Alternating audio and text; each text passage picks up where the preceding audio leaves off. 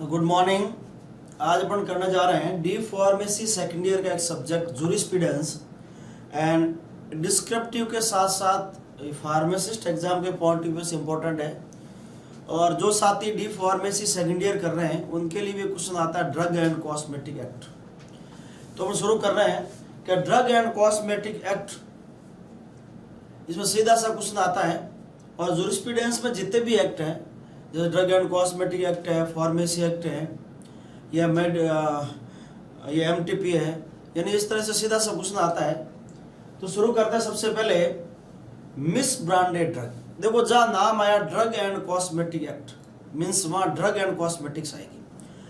अब अगर बात करें कि ड्रग एंड कॉस्मेटिक के अंदर क्या क्या चीज आ सकती है, तो सबसे पहले एक बार पूछा डिस्क्रिप्टिव में ही, write the notes on the misbranded drug. Misbranded drug का मतलब सिंपल सा है, यानी वो ब्रांड नहीं है। देखो जैसा कि इसका नाम है, अब नाम क्या दिया है, मिस ब्रांडेड, मीन्स वो ब्रांड नहीं है। अब अगर एक बार अगर सोचे अपन कि अगर कोई आप ब्रांड की चीज लेने जाते हैं, आप अगर ली या लिवाइस के शोरूम में जाते हैं, तो आपको ये चीज पता होनी चाहिए कि ब्रांड क्या होता है और मिस ब्रांडेड क्या है। यानी ब्रांड कभी भी ज्यादा कलर्ड नहीं होगा, वो कोटेड नहीं होगा, उसके अंदर पाउडर नहीं रहेगा, या ब्रांड के ऊपर ये नहीं लिखा रहेगा कि this is the original Levi's jeans. Means अगर ये सब चीजें हैं तो वो क्या है, मिस ब्रांडेड है। तो बात करें मिस ब्रांडेड, तो पहला लिखा है if so coloured, coated, powdered, polished that damage is concealed. Means अगर कोई प्रोडक्ट कलर्ड है, बहुत ज्यादा मतलब कलर्ड है, या कोटेड कर रखा है, या पाउडर्ड कर रखा है, इट मीन्स वो ब्रांड नहीं हो सकता, वो क्या है, मिस ब्रांडेड। जैसे सिंपल सी बात करें कि अगर कोई आप जीन्स लेने जाते हैं तो ब्रांडेड जीन्स ज्यादा कोई कड़क कलरफुल नहीं होती है, वो कोटेड भी नहीं होती है, ज्यादा पॉलिश भी नहीं होती है, मीन्स बहुत ही सिंपल और सोबर होती है। और अगर वो if so coloured, coated, powder और पॉलिश, इट मीन्स वो क्या है, मिस ब्रांडेड। दूसरी बात करें मिस ब्रांडेड क्या हो सकता है, if it is not labelled in the prescribe manner.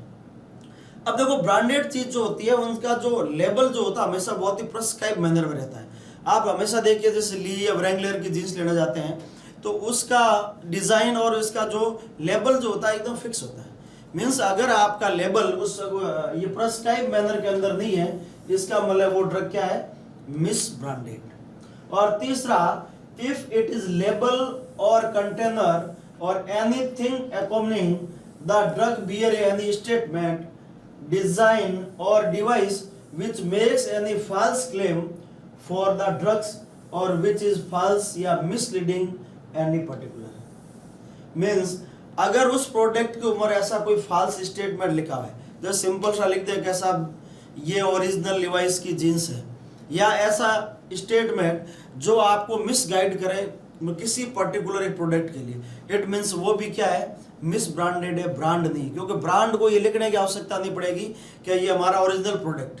Means अगर ऐसा कोई स्टेटमेंट है जो आपको मिसलीडिंग करता है, इट मीन्स वो क्या है, मिस ब्रांडेड। और नेक्स्ट दिया फोनेटिक सिमिलरली।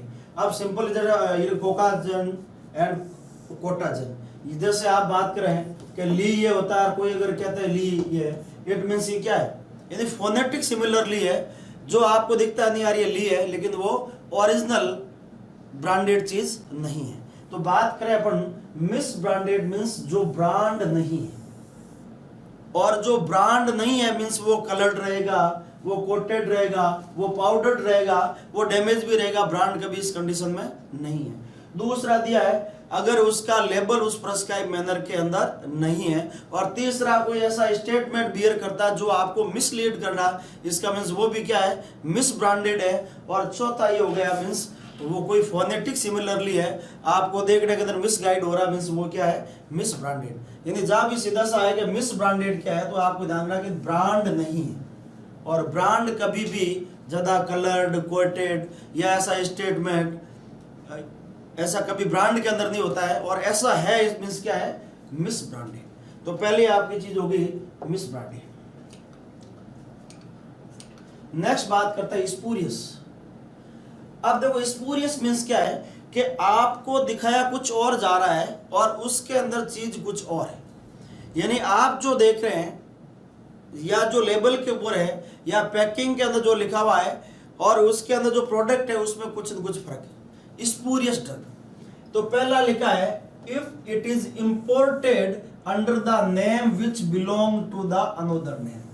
जैसा सिंपल सा चीज है कि अगर आप बाहर से कोई ड्रग इंपोर्ट कर रहे हैं या रॉ मटेरियल इंपोर्ट कर रहे हैं, अब आपने कोई टैक्स बचाने के लिए जैसे आप बात करो कि एसिक्लोफेनेक ला रहे हैं और आपने ऊपर लेबल लगा दिया डाइक्लोफेनेक, मींस आप अगर यदि if it is imported under the name which belong to another name, means ये क्या है, स्पूरियस ड्रग है, क्योंकि आपको दिखाया कुछ और जा रहा है अंदर कुछ और है। स्पूरियस मींस ये है सिंपल सा कि जो प्रोडक्ट रियल है और ऊपर जो दिखा रहे हैं चाहे उसका एड्रेस नाम लेके उसमें कुछ न कुछ गड़बड़ है।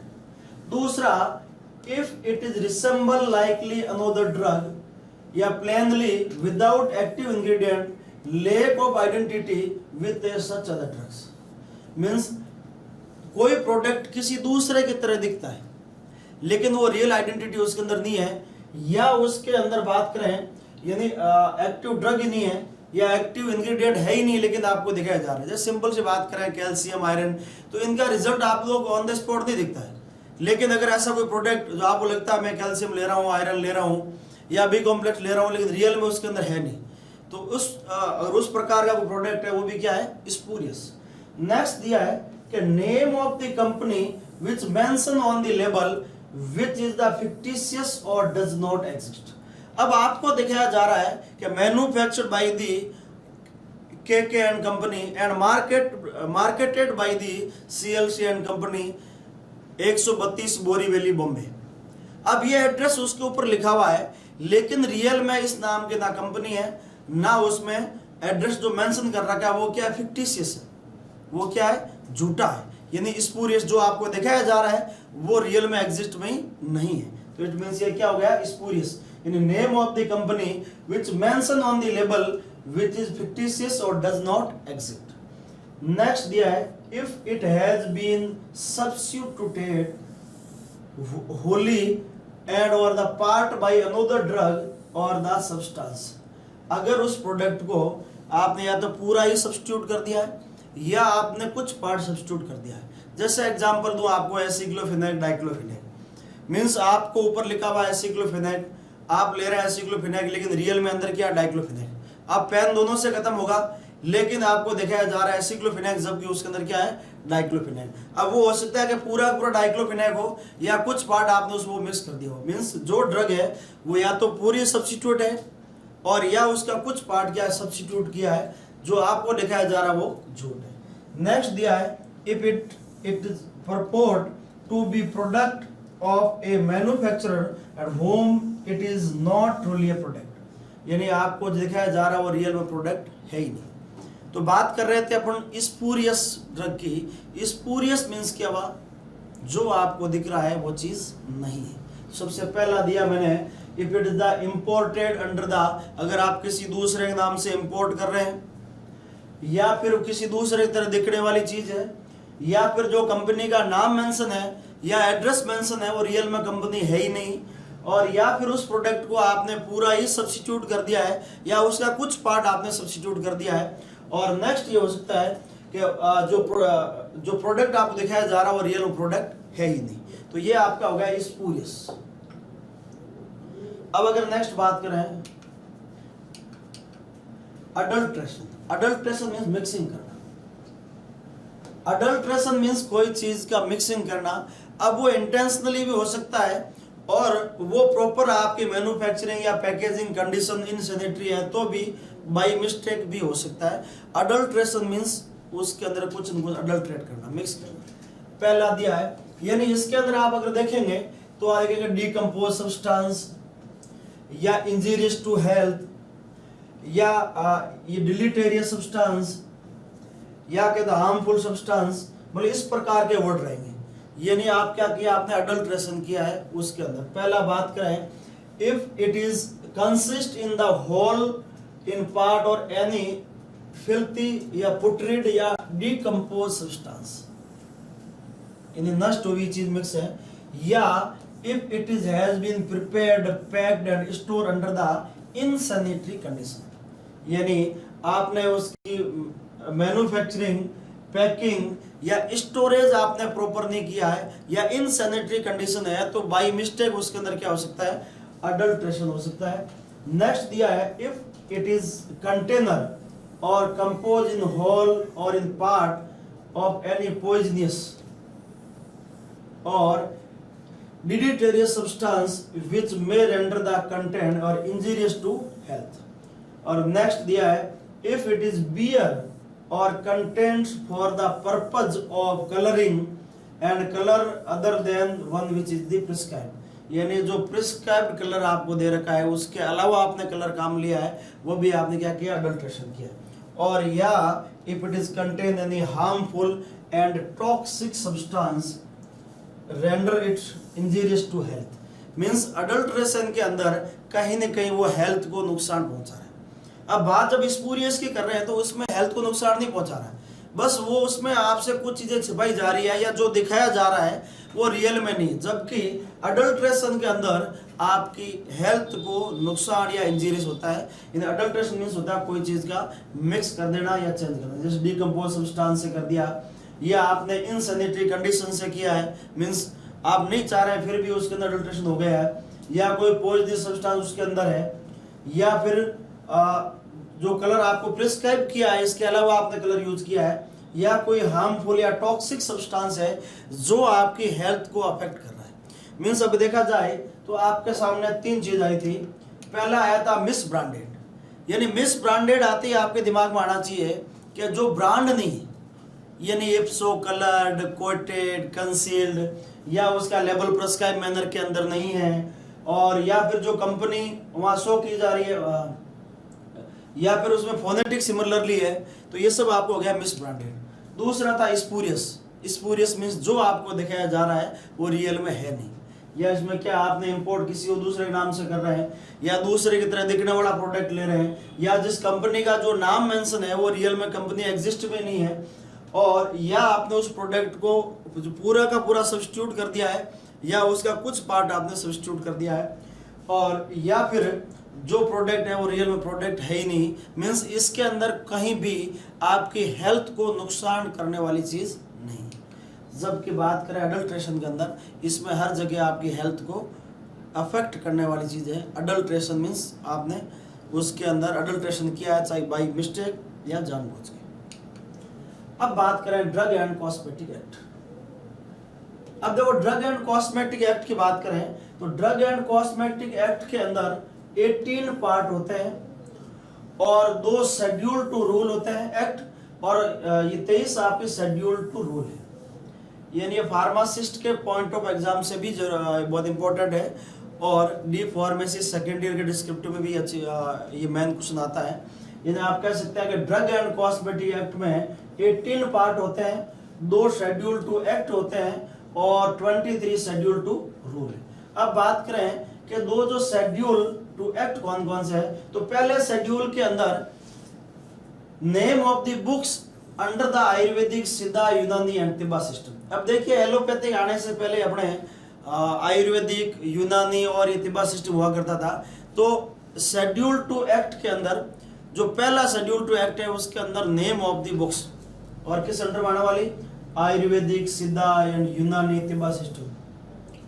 एंड सेकेंड शेड्यूल में क्या दिया है, standard to be comply with the imported drug and by drug manufacture for sale stock, यानी कोई ड्रग आप बना रहे हैं, सेल कर रहे हैं, स्टॉक कर रहे हैं, तो उसके लिए कौन कौन से स्टैंडर्ड होना चाहिए वो आपके सेकेंड शेड्यूल के अंदर। यानी ड्रग एंड कॉस्मेटिक एक्ट के अंदर शेड्यूल टू एक्ट 2 प्रकार का होता है। पहले शेड्यूल टू एक्ट में क्या हो गया, शेड्यूल में नेम ऑफ द बुक्स, और दूसरे में आपका स्टैंडर्ड हो गया, यानी कौन कौन से स्टैंडर्ड आपको ड्रग बनाने के लिए, स्टोर करने के लिए और बेचने के लिए।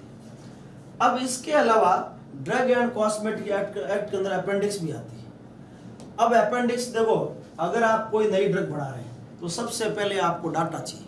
क्या चाहिए कि आपके पास डाटा होना चाहिए। तो पहला, data required to be submitted with the application for permission to marketed new drug. यानी अगर आप नई ड्रग मार्केट करना चाह रहे हैं या बेचना चाह रहे हैं तो सबसे पहले तो आपको डाटा चाहिए जो आप उस एप्लीकेशन के साथ में लगाओगे।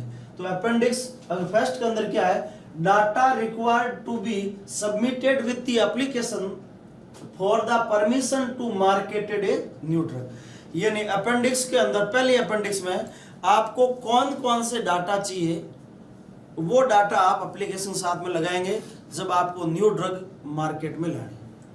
अपेंडिक्स सेकंड में यानी डाटा चाहिए तो आपको किस फॉर्मेट में चाहिए। और तीसरा कि आपको एनिमल टॉक्सिसिटी शो करोगे for the clinical trial report, यानी आप नई ड्रग मार्केट में ला रहे हैं तो सबसे पहले तो आपने एप्लीकेशन दी अपेंडिक्स फर्स्ट में और उसके साथ में आपने डाटा लगा दिए, और फिर दूसरे अपेंडिक्स में क्या है कि डाटा किस फॉर्मेट में चाहिए, और तीसरा आपने क्लिनिकल रिपोर्ट के लिए एनिमल टॉक्सिसिटी लगी, और फिर आपके नंबर ऑफ एनिमल आपने कितने यूज किए स्टडी के लिए, और अपेंडिक्स 4 के अंदर जो पेशेंट जो consent form for participation in phase first clinical trial, यानी फेज फर्स्ट जो क्लिनिकल ट्रायल किया उसमें आपने कौन कौन से पेशेंट के ऊपर ट्रायल किया उसका, और जब एक बार वो ट्रायल पूरा हो जाता है तो अपेंडिक्स 5 आप 6 के अंदर यानी for group of fix dose combination and the their data requirement means आप कह सकते हैं कि शेड्यूल टू एक्ट अपने पास 2 थे, उसमें पहले में था नेम ऑफ द बुक्स और दूसरे में था स्टैंडर्ड आपको क्या क्या चाहिए, चाहे बनाना हो, चाहे आपको स्टॉक करना हो, चाहे आपको बेचना हो। इसके अलावा ड्रग एंड कॉस्मेटिक एक्ट के अंदर अपेंडिक्स भी होती है, वो 6 प्रकार की। तो सिंपल सा हो जाए कि जब आपको नई ड्रग एक मार्केट में लॉन्च करनी है तो सबसे पहले आपको डाटा चाहिए, और आपने अपेंडिक्स फर्स्ट में क्या किया, data required for submission to launch a new drug, और उस न्यू ड्रग लॉन्च करने के लिए आप जो एप्लीकेशन लगाई है उसके साथ में आपने डाटा दी है। फिर वो डाटा चाहिए तो आपको किस फॉर्मेट में चाहिए, और फिर आपने जो एनिमल टॉक्सिसिटी की है वो भी आपको साथ लगानी है, और नंबर ऑफ एनिमल आपने कितने यूज की है, और उसके अलावा जो फेज फर्स्ट क्लिनिकल ट्रायल में आपने इन कौन कौन से पेशेंट में ट्रायल किया उनकी रिपोर्ट, और अपेंडिक्स 6 के अंदर आपका हो गया है फिक्स डोज कॉम्बिनेशन। जब ये सब होने के बाद आपने फिक्स डोज कॉम्बिनेशन और दे डाटा क्या क्या चाहिए वो अपेंडिक्स 6 के अंदर। तो ये आपका ड्रग एंड कॉस्मेटिक एक्ट के अंदर पहला शेड्यूल टू एक्ट आपके 2 थे, और इसके अलावा आपके क्या है अपेंडिक्स जो 6। अब बात करें शेड्यूल टू एक्ट। अब देखिए बात जब करते हैं तो सबसे पहले कोई भी आपको बिजनेस करना है, दुकान खोलनी है, तो सबसे पहले आप क्या लगाते हैं, एप्लीकेशन। क्या लगाते हैं, और एप्लीकेशन लगाने के बाद आप क्या पूछते हैं, फीस पूछते हैं। क्या पूछते हैं, फीस। और उसके बाद आप पूछते हैं कोई स्पेशल चीज है तो वो बता दो।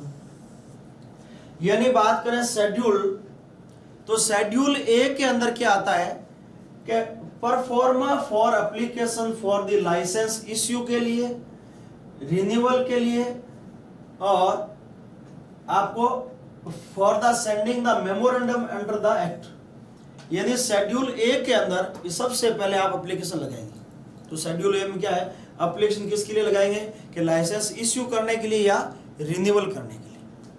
एंड शेड्यूल बी के अंदर rate of fee for test और analysis by the CDL in the Central Drug Laboratory Calcutta, और by the government analysis, या फिर जो स्टेट का जो गवर्नमेंट एनालिस्ट है उसकी कोई भी ड्रग की टेस्ट करने की फीस क्या है, वो शेड्यूल बी के अंदर मेंशन है। तो बात करें कि सबसे पहले शेड्यूल ए, तो आपको याद हो गया होगा ए मीन्स क्या होता है, सबसे पहले आप क्या देंगे, एप्लीकेशन देंगे फॉर इश्यू ऑफ लाइसेंस या रिन्यूअल ऑफ लाइसेंस।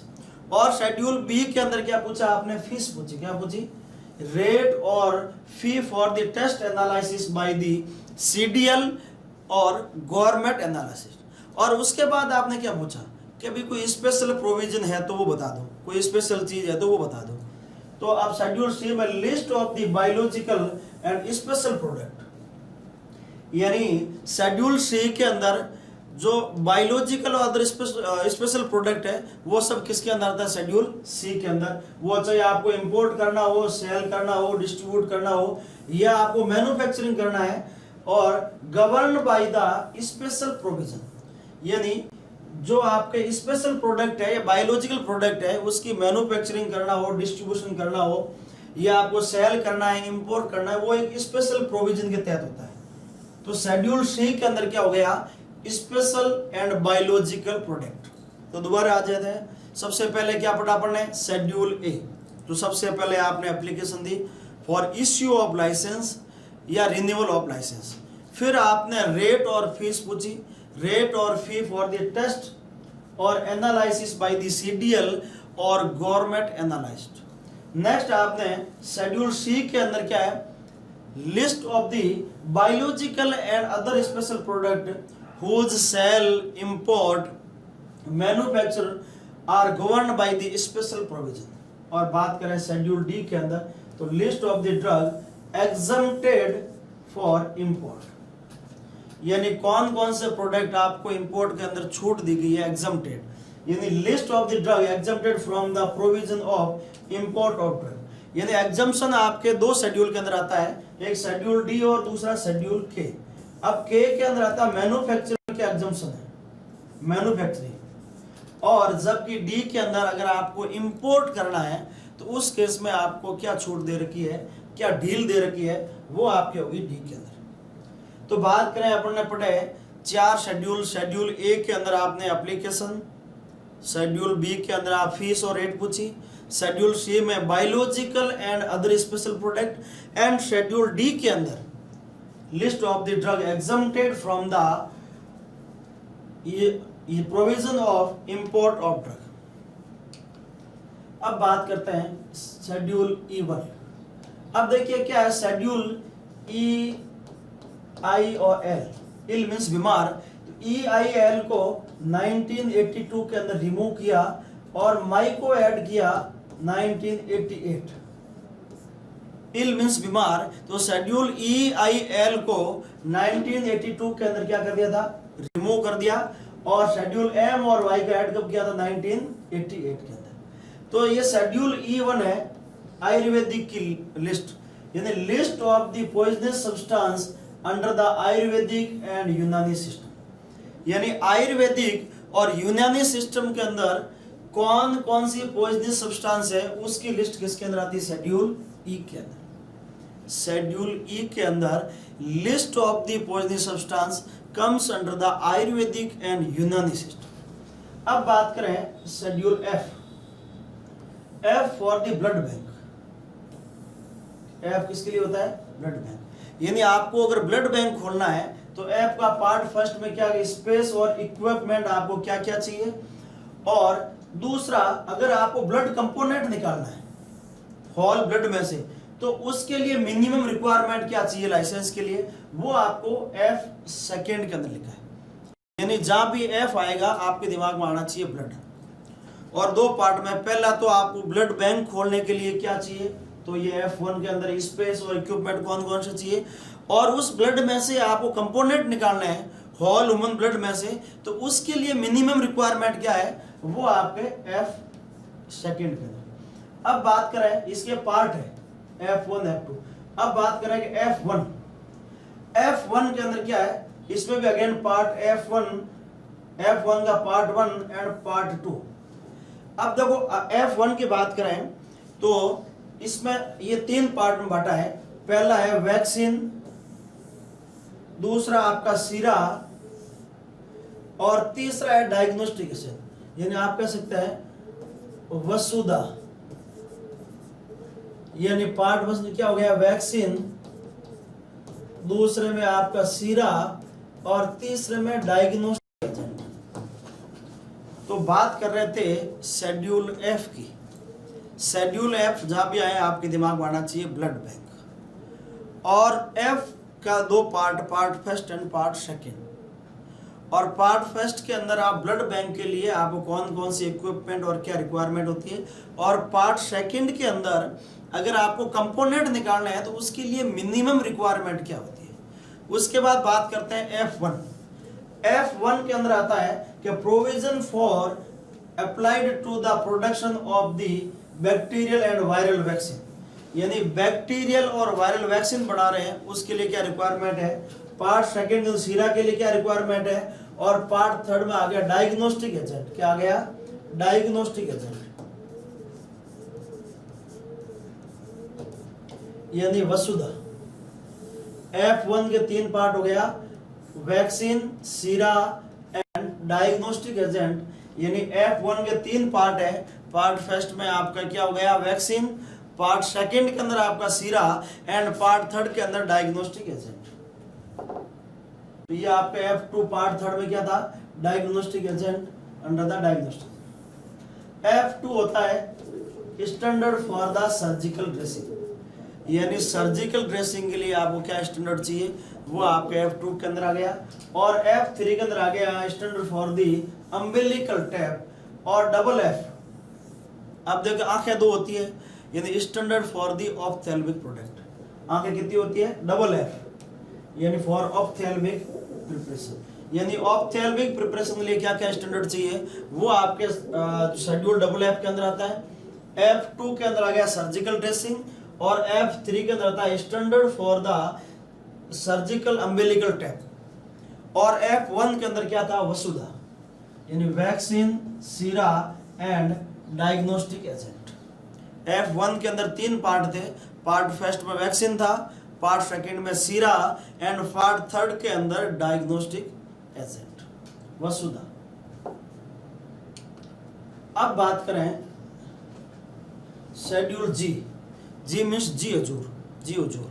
जी हजूर कब करेंगे कि यानी वो प्रोडक्ट या वो ड्रग जो should be taken under the supervision of medical practitioner. क्या लिखा है, list of the substance that are required to be use only under the medical supervision and for which to be labelled accordingly. Means वो product जो आपको medical practitioner के supervision में ही लेना, जी हजूर doctor साहब लूंगा। और शेड्यूल एच फॉर होम, यानी वो दवाइयाँ जो आप घर ले जा सकते हैं। अब घर कौन से ले जा सकते हैं, जो डॉक्टर ने आपके प्रिस्क्रिप्शन में लिखी है कि 5 दिन मेडिसिन लेना और ठीक नहीं हो तो दोबारा दिखाना। इन सिंपल सा list of the prescription drug, यानी वो प्रिस्क्रिप्शन पे लिखी और आप घर ले गए। तो शेड्यूल जी में जी हजूर मीन्स वो दवाइयाँ जो आपको मेडिकल सुपरविजन के अंडर में ही लेनी है। और schedule H for home means आप इसको प्रिस्क्राइब ड्रग मीन्स आप उसको घर ले जा सकते हैं। अब शेड्यूल जे, जे मीन्स जा, यानी डिजीज और alignment which not be cure, वो बीमारियां जिसको आप ठीक करने का दावा नहीं कर सकते।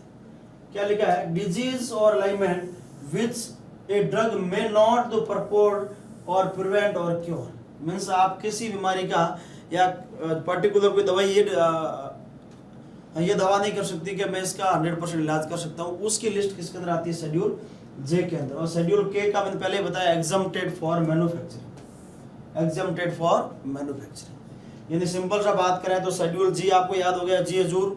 शेड्यूल एच फॉर होम, यानी प्रिस्क्राइब ड्रग जो आपको प्रिस्क्राइब की है उसको आप घर ले जा सकते हैं। और शेड्यूल के अंदर एग्जम्प्टेड फॉर मैन्युफैक्चरिंग।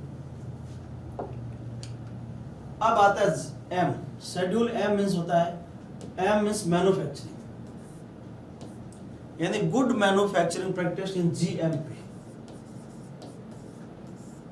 यानी आप कहीं मैन्युफैक्चरिंग कर रहे हैं किसी ड्रग की, तो उसकी जो गुड मैन्युफैक्चरिंग प्रैक्टिस कब हो सकती है, तो सबसे पहले दिया है कि पार्ट फर्स्ट के अंदर जीएमपी बोले तो good manufacturing practice for the premises and material. यानी आपके पास प्रीमाइसिस क्या है या आपका मटेरियल क्या है, उसके लिए जो क्या क्या जीएमपी रिक्वायरमेंट रहती है। तो एम के अंदर पार्ट फर्स्ट के अंदर हो गया GMP for premises and material. अब ये प्रीमाइसिस मटेरियल में जो पार्ट फर्स्ट के अंदर ए दिया है, यानी स्पेसिफिक रिक्वायरमेंट फॉर जो पेरेंटल और स्टेराइल प्रोडक्ट। ए के अंदर क्या दिया है, specific requirement for manufacturing of sterile product, parenteral preparation या small volume injectable and large volume parenteral and sterile ophthalmic preparation. यानी जो प्रीमाइसिस एंड मटेरियल जो पार्ट फर्स्ट के अंदर है उसमें ए दिया आपका for parenteral and sterile product, और दूसरा part second B specific requirement for manufacturing of the oral solid doses form. यानी आपको टैबलेट कैप्सूल के लिए क्या क्या स्पेसिफिक रिक्वायरमेंट चाहिए, वो आपका पार्ट सेकंड बी के अंदर दिया है। अब पार्ट सी के अंदर दिया है कि आपने सबसे पहले आपको ज्यादा ध्यान किसका रखना पड़ेगा कि अगर आप कोई पेरेंटल बना लें, यानी उसके लिए थोड़ा आपको जीएमपी अच्छी मेंटेन करनी पड़ेगी, क्योंकि वो it should be sterile, it should be free from the particle और एनी बैक्टीरिया वायरस। तो मतलब उसके लिए ज़्यादा ध्यान रखना पड़ेगा। उसके बाद आपने क्या पढ़ा, सॉलिड डोजेज फॉर्म, और उसके बाद आपने specific requirement for the manufacturing of the oral liquid. उसके बाद आपने टैबलेट के बाद में क्या पढ़ाई, लिक्विड डोजेज फॉर्म पढ़ाई।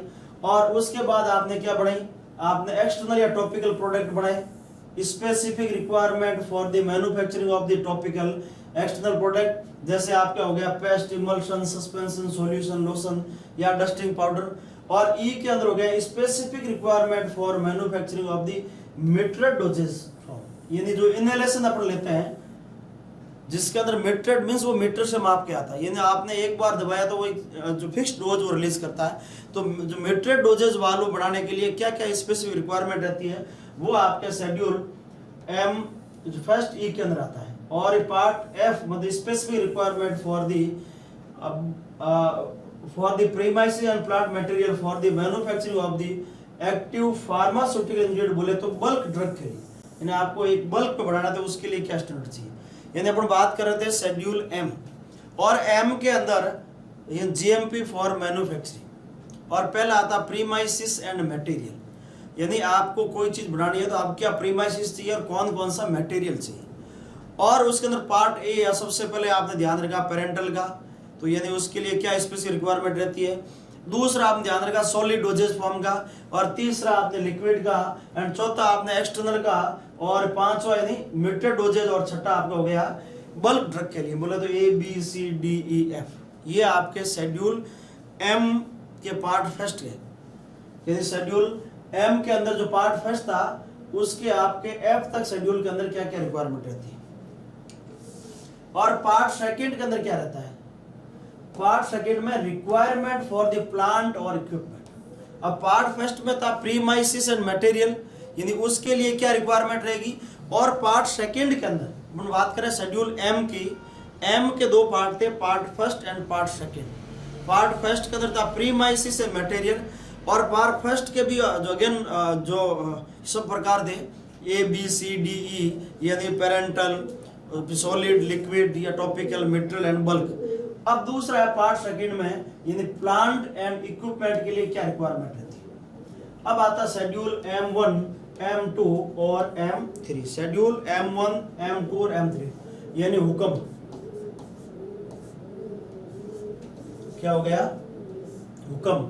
हुक्म बोले तो पहला होम्योपैथिक के लिए, सी से हो गया कॉस्मेटिक के लिए, और एम से हो गया मेडिकल डिवाइस के लिए। यानी homeopathic, cosmetic and medical device के लिए क्या क्या आपको स्टैंडर्ड जीएमपी चाहिए, यानी requirement for the factory premises इत्यादि फॉर मैन्युफैक्चरिंग ऑफ होम्योपैथिक, और same requirement for the cosmetic and same for the medical device. यानी हुक्म क्या देखना है,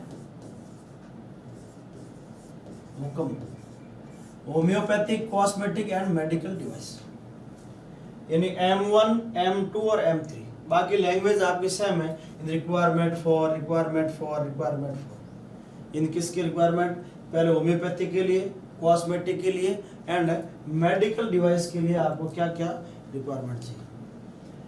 फिर आता है शेड्यूल एन। एन मीन्स होता है लिस्ट ऑफ मिनिमम इक्विपमेंट और efficient running of the pharmacy, यानी आपको इफिशिएंट रनिंग करने के लिए, फार्मेसी रन करने के लिए आपको क्या मिनिमम रिक्वायरमेंट है, वो शेड्यूल एन के अंदर आती है। और ओ मीन्स जीरो, यानी जीरो इन्फेक्शन मीन्स कब होगा, जब आपके पास डिसइंफेक्टेड होगा, यानी standard for the disinfected fluid. यानी अपन अगर डिसइंफेक्टेड फ्लूइड क्या करेगा, इन्फेक्शन जीरो, यानी schedule O standard for the disinfected fluid. और पी से हो गया life period of drug, P1 से पैक साइज ऑफ ड्रग, और अब Q मीन्स वो क्वीन। अब देखो क्वीन है तो वो उसका सब चीज स्टैंडर्ड चाहिए, क्या चाहिए, जैसे list of the dye, colour. अब क्यों तो डाई, कलर, पिगमेंट, यानी स्टैंडर्ड कॉस्मेटिक और साबुन चाहिए क्वीन को। तो पार्ट फर्स्ट के अंदर ये हो गया, और पार्ट सेकंड यानी कलर के लिए, यानी उस शॉप के अंदर आपको कलर कितना परमिट किया गया। यानी आप बात करें कि Q मीन्स क्वीन, अगर तो क्वीन होगी, महारानी कोई है, तो उसको कॉस्मेटिक और शॉप हमेशा स्टैंडर्ड रहेगी। तो इसमें पार्ट फर्स्ट में क्या हो गया, यानी कौन कौन सी डाई कलर और ये पिगमेंट परमिटेड है कॉस्मेटिक और शॉप के अंदर, और दूसरा पार्ट सेकंड में list of the colour permitted in the shop, यानी शॉप के अंदर कौन कौन से जो कलर है वो आपके जो परमिटेड है।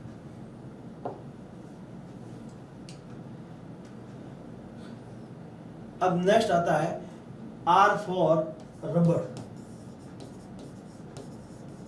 आर फॉर रबर यानी standard for the condom made by the rubber.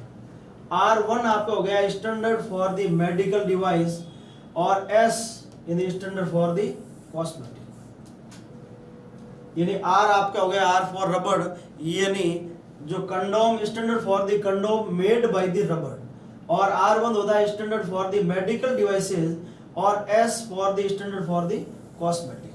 अब T यानी बाबा रामदेव ऐसे योगा करवाते हैं, यानी आप कह सकते हैं GMP for Ayurvedic Siddha and यूनानी, यानी गुड मैन्युफैक्चरिंग प्रैक्टिस। अगर आपको आयुर्वेदिक में के अंदर चाहिए तो उन सब की किसके अंदर आती है, शेड्यूल टी के अंदर। अब schedule U means you should maintain record, यानी particular to be shown in manufacturing raw material and analytical record of drug, यानी उन सब का रिकॉर्ड रखने के लिए शेड्यूल यू। और U1 ये particular to be shown manufacturing raw material and analytic record of the cosmetic, यानी जो अब यू के अंदर जो ड्रग का था और U1 के अंदर आपका हो गया कॉस्मेटिक के अंदर आपको क्या क्या चाहिए। अब V फॉर विक्ट्री, यानी आप कोई पेटेंट करवा लेते हैं तो क्या बोलते हैं V, यानी आप कह सकते हैं standard for patent, standard for the patent of medicine, और W list of the drug which are to be marketed under the generic name only, यानी वो दवाइयाँ जो सिर्फ आप जेनरिक नाम कर सकते हैं वो आपके शेड्यूल W के अंदर आती है। शेड्यूल X के अंदर बात कर सकते हैं list of the drug whose import manufactured shall label and packed under the governed by the special provision, यानी जो हैबिट फॉर्मिंग ड्रग है जिसका बढ़ाना बेचना करना वो सिर्फ स्पेशल प्रोविजन में ही छूट है, उन सब की लिस्ट किस में आती है शेड्यूल एक्स के अंदर। और वाई होता है क्लिनिकल ट्रायल के लिए, यानी क्लिनिकल ट्रायल के लिए क्या जो गाइड की रिक्वायरमेंट है उन सब का मेंशन किस में कर रखा है शेड्यूल वाई के अंदर, requirement and guideline on the clinical trial for import and manufacturing of the new drug, यानी न्यू ड्रग की आपकी अगर क्लिनिकल ट्रायल करना है तो इस सब की गाइडलाइन किसके अंदर आती है शेड्यूल वाई के अंदर। और ये आपको कल बता दिया मैंने कि 1982 के अंदर शेड्यूल EIL को रिमूव किया, डिलीट किया गया था, और शेड्यूल M और शेड्यूल Y को इंट्रोड्यूस कब किया था 1988 के अंदर। तो ये आपका ड्रग एंड कॉस्मेटिक एक्ट जो D pharmacy secondary point of view से आपके शॉर्ट नोट्स में पूछ सकते हैं कि मिस ब्रांडेड, स्पूरियस और अडल्ट्रेशन। और इसके अलावा अगर वहां आ जाए drug and cosmetic act, right the notes on the drug and cosmetic act, तो आप मिस ब्रांडेड, स्पूरियस, अडल्ट्रेशन के अलावा ये पूरे शेड्यूल लिख सकते हैं। और इसमें अगर पार्ट आपको याद नहीं रहे तो डिप्लोमा के हिसाब से आप मेन रख दे, जैसे शेड्यूल डी है तो आप डी लिख दे, D1 D2 कुछ जरूरत नहीं है, जितना याद हो जाए उतना जरूर लिखें। और बाकी अगर फार्मासिस्ट एग्जाम के पॉइंट ऑफ व्यू से भी बहुत इंपॉर्टेंट है। धन्यवाद।